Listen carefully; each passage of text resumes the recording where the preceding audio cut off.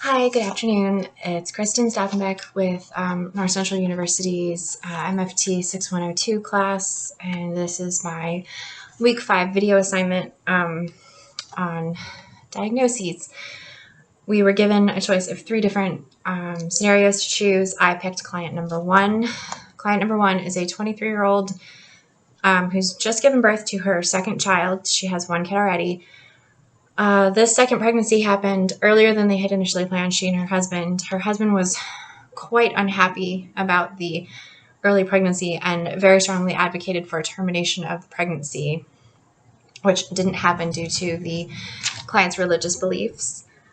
The client is a Hispanic American with a good grasp of English, who feels really unsupported by her husband.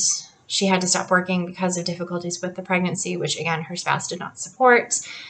The patient reports feeling extremely dysphoric since the birth of the baby, feels very hopeless, fatigued, overwhelmed, isolated.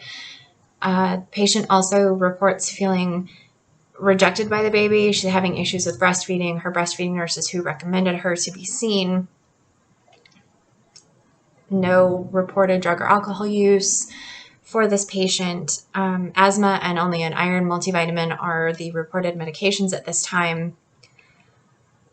The patient has got no apparent suicidal thoughts, ideations, or tendencies. Good eye contact, except for when answering a question, the patient will look at the floor with a very flat tone of speech.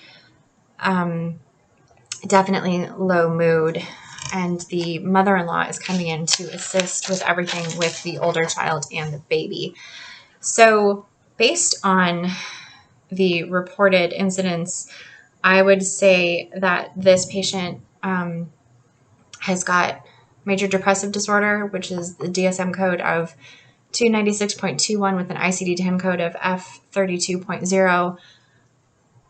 My differential would honestly be postpartum depression with an ICD code of F53 or 35. I might have written that dyslexically. I apologize. And the reason I say postpartum is it is pretty common with women after the birth of a child, especially an unexpected pregnancy, to feel very detached, to feel hopeless, to feel overwhelmed, to not be sleeping because of A, a new baby, and B, an unexpected kind of unwanted pregnancy.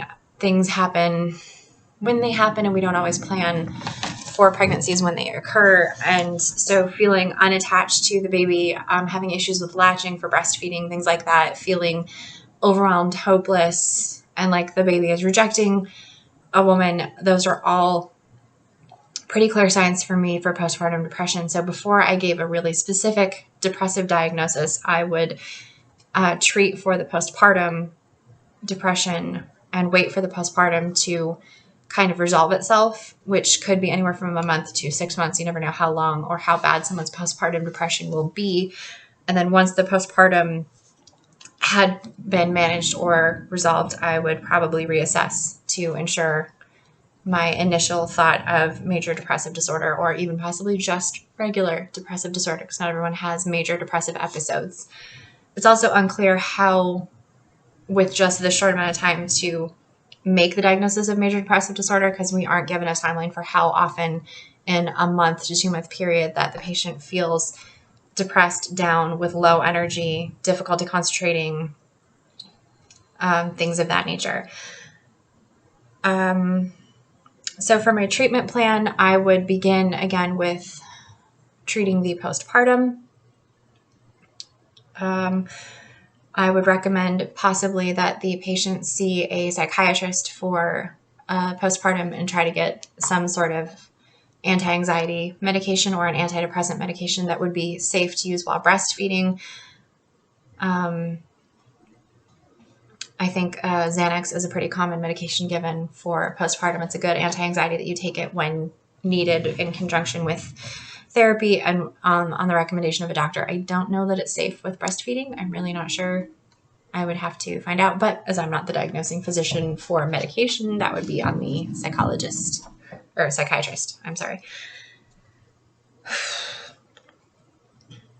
I would also look at possibly switching the baby to formula from breastfeeding, especially if there are severe breastfeeding issues with latching. Milk supply can be decreased with depression, and the baby does react to the stress and emotions of the mother. So if the mom is too low energy to be creating a healthy supply, it might be a good time to start supplementing with formula, which would have to be worked out with her primary care provider as well as the baby's pediatrician to figure out how to best supplement and make sure that the baby is getting adequate nutrition, and also help to deal with the baby's colickiness and gas issues, because when a baby is unhappy, everyone in the house is unhappy. And so that's a big thing to deal with. I would also probably recommend that the woman come in twice a week initially for 30-minute sessions, and we could reduce down to once a week for an hour or whatever her schedule allows for, because she has another child, because she has some things that she needs to talk through about her feelings of not being supported by her husband. She probably has some latent feelings and issues with her husband advocating to terminate the pregnancy.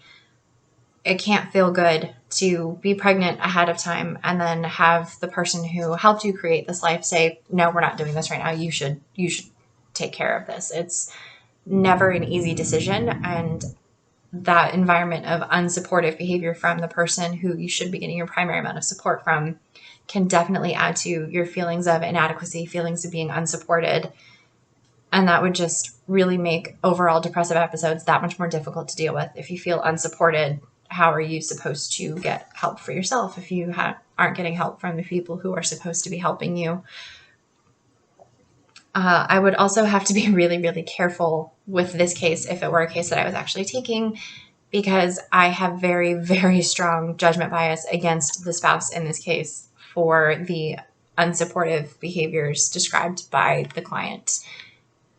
I find it absolutely, completely unacceptable that the spouse would continue to be unsupportive. It's fine that you say, what would you think about terminating the pregnancy, but then to continue to be unsupportive once the decision to keep the pregnancy has been made, and to be angry that the patient can't continue working because of physical condition while pregnant, and to put sort of kind of be like a laissez-faire, hands-off approach to dealing with this pregnancy and the issues that the client is facing.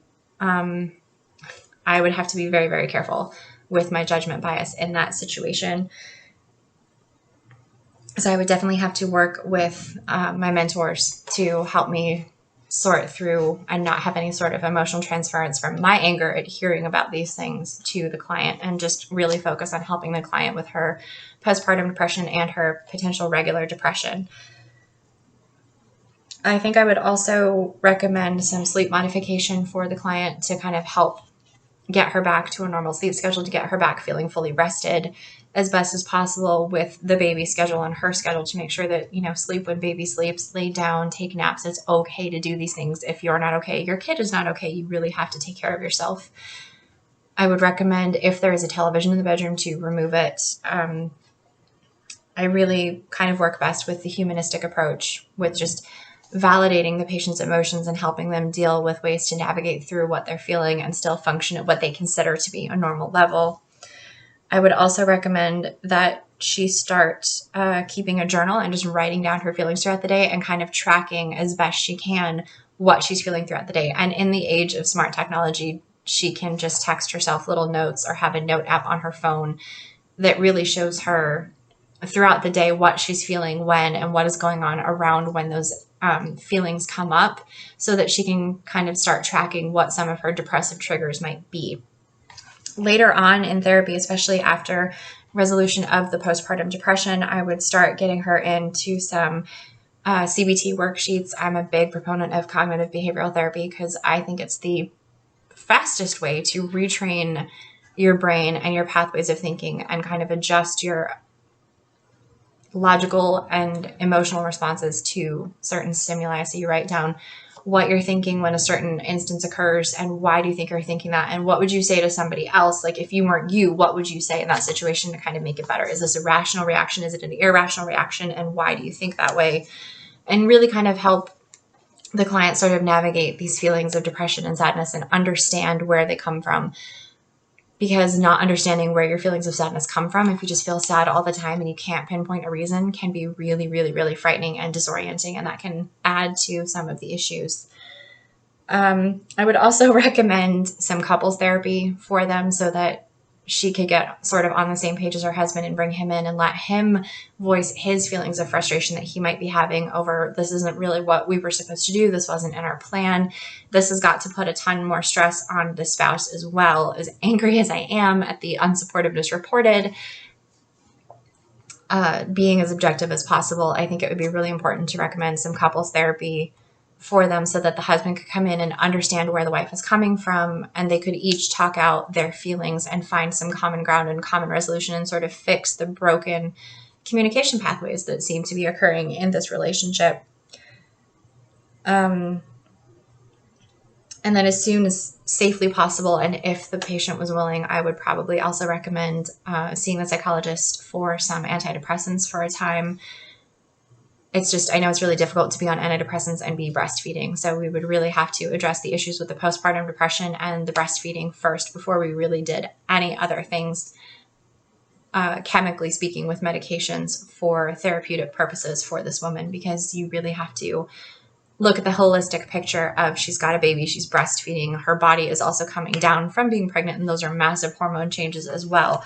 So without a full history of whether or not this woman has experienced depressive episodes before the baby, it's really difficult to say without a doubt that, oh, this is major depressive disorder. That's just my best guess based on the things that we were working on this week in class. And so that is my video for the week, and thank you.